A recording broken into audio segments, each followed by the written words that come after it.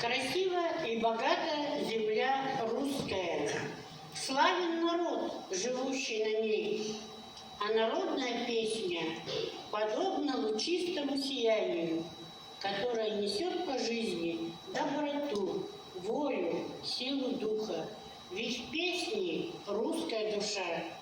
Народный хор родник Дворца культуры Горняк приветствует вас и предлагает вам свою программу.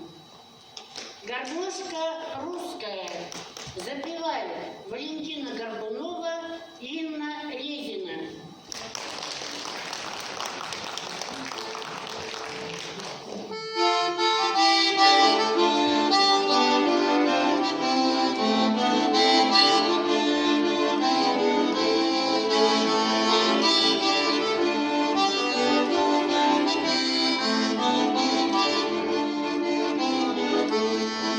Я трону клавиши гармошки.